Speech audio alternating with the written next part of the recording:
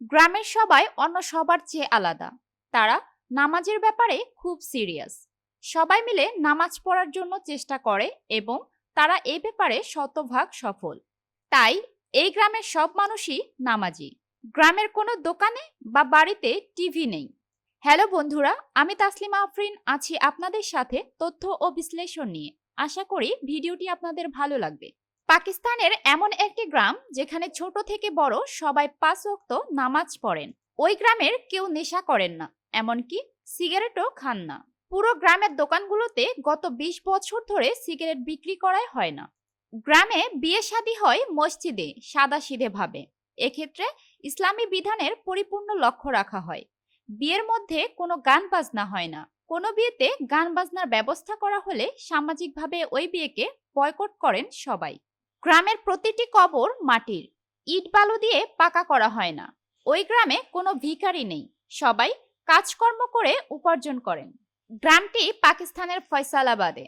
জানা যায় ওই গ্রামে 90 বছরের পুরনো একটি মাদ্রাসা রয়েছে, যেখান থেকে সাধারণ মানুষকে ইসলামের দিক নির্দেশনা দেওয়া হয়। যে কোনো ধরনের সমস্যা নিয়ে লোকজন মাদ্রাসায় হাজির হন আগে। ওই মাদ্রাসার প্রভাবেই পুরো গ্রামে এমন পরিবর্তন এসেছে বলে দাবি করেন মাদ্রাসার শিক্ষক। তিনি টানা 40 বছর ধরে ওই মাদ্রাসায় শিক্ষকতা করছেন। মাদ্রাসা শিক্ষকের সংবাদ মাধ্যমে ঊর্ধ্ব পয়েন্টকে দেওয়া এক সাক্ষাৎকারে বলেন, আমাদের গ্রামে পরিবর্তন এমনিতেই আসেনি। আমাদের মাদ্রাসার শিক্ষক শিক্ষার্থীরা এই গ্রামের দাওয়াতি কাজ করছেন, মানুষের মাঝে ইসলামকে সুন্দর ও সহজভাবে উপস্থাপন করেছেন। ইসলামের বিধান মানার ক্ষেত্রে এই গ্রামে সবাই একপন্থী, যার কারণে সবাইকে এক দিক নির্দেশনায় পথ দেখানো সহজ হয়। তিনি আরো বলেন, গ্রামের এক লোক তার পরিবারের এক সদস্যের বিয়েতে গান বাজনার ব্যবস্থা করলে ওই বিয়েতে গ্রামের কেউ যায়নি, এমনকি তার নিকট আত্মীয়রাও যায়নি। গ্রামের পরিবর্তনের পেছনে সবার এমন নজরবিহীন একতাও একটি কারণ বলে মনে করেন তিনি। গ্রামের কোনো দোকানে বা বাড়িতে টিভি নেই, হাতে গোনা কয়েকটি বাড়িতে আছে। তবে মাদ্রাসা থেকে তাদের বলে দেওয়া আছে টিভি চালালেও ভলিউম কমিয়ে দেখতে হবে।